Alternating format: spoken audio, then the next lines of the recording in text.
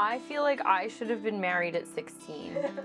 I feel like I should have been popping babies out as soon as I was able to, because I've just always been ready to be a mom and to be settled down. I want to be great and huge and a big deal. And I'm kind of at that area where I'm settled in enough and it's time to shake it up again, and that's kind of what I enjoy most about my 20s. Every generation feels the pressure to define when to move on. In their 20s, with college behind them, they're at a crossroads about what is expected of them, what to do, and how to survive to see the rest of the 21st century. Comparatively, society's expectations have changed for 20-something women over the years, such as marriage, kids, and goals for the future. Meet Jessica, Danielle, and Kelly, 3 women in their 20s, as they discuss this life-defining decade. I haven't really given it much thought, I suppose, about, settling down, the whole marriage, kids, house in the suburbs. I know a lot of people who have an age in mind. I want to be married by I'm 30. I want to have kids by the time I'm 35.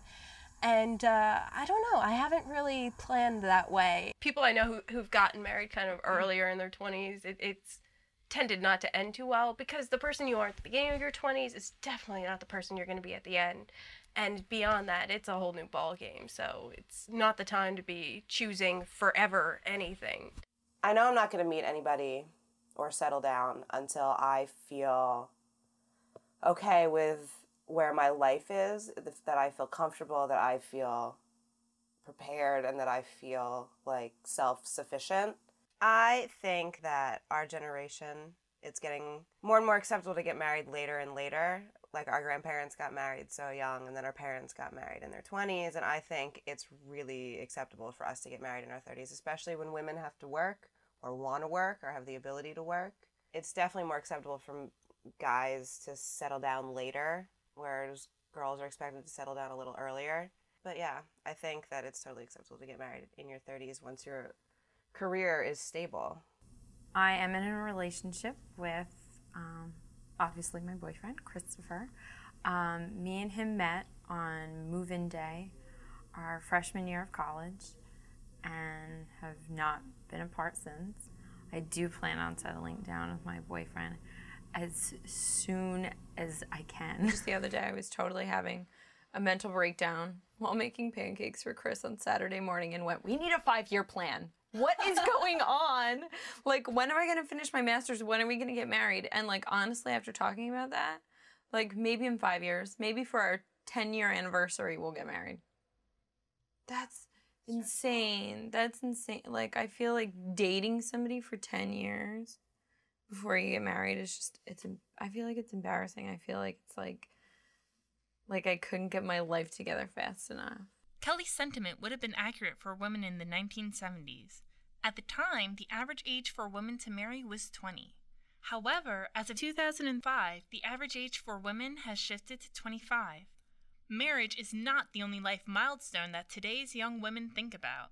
The many factors that go into having kids are also being contemplated.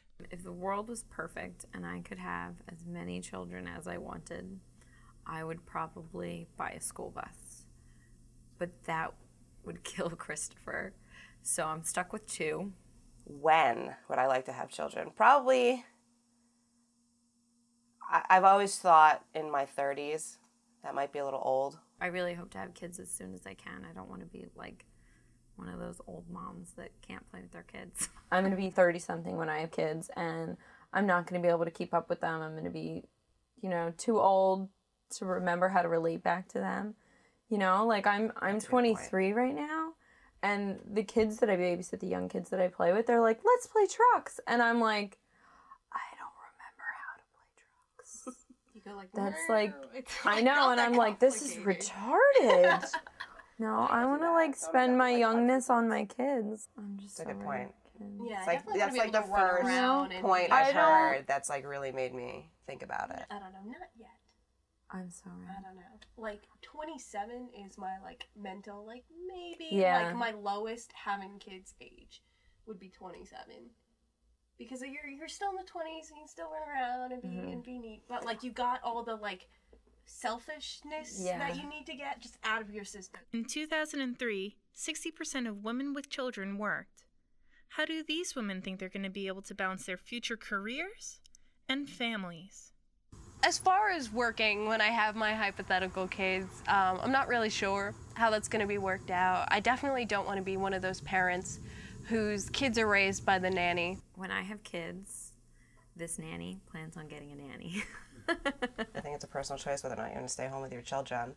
There's a lot of perfectly happy stay-at-home fathers and perfectly acceptable children that come out of having live-in nannies. What really steams me is the whole, like, family situation, like how, women are perceived versus men. If, like, the men work all day and they come home and they spend, like, half hour with their kids, pat them on the head, send them off to bed, like, they're good fathers, like, way to come home.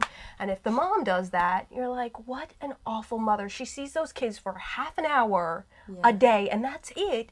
And it's just, I hear people talking like that. Yeah. And it just drives me nuts because I'm like, it's the same thing. It's just you change the gender and suddenly it's, wonderful father to horrible mother. Regardless of different standards by gender, there are other obstacles that can make 20-somethings feel prepared while making others feel completely lost.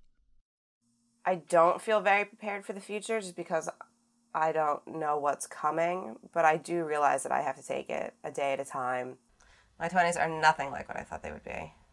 You're a little kid, all you can think about is when I'm 18, when I'm 21, and 21's the big one. Everyone officially feels like they're allowed to go out and do what they want, and it's never what you think it's going to be. I thought life would be done and easy, and I got sucked into that whole, like, a man makes your life whole and takes care of you and makes you feel like a real person. And I'm realizing that, like, you have to do that yourself, and I wasn't prepared for that. I thought I was going to have a house, a white picket fence, a husband, kids, dog, job.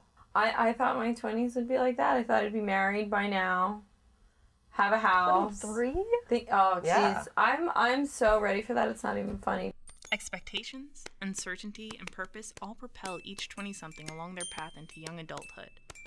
What about those who are unsure how to get on their paths, or even which path to take?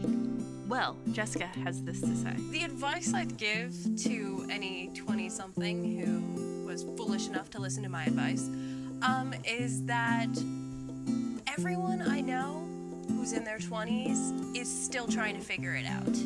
So don't freak out if you don't know what you want to do with your life and where you're going, because nobody knows.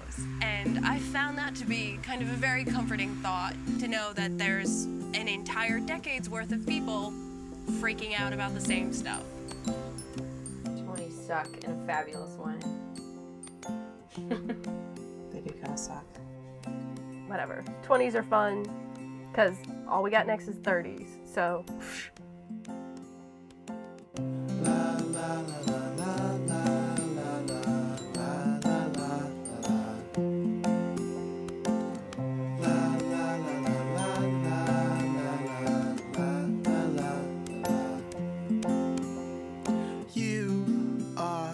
Very joy that keeps me going forward in this life, and so I believe that we're meant to be. Trust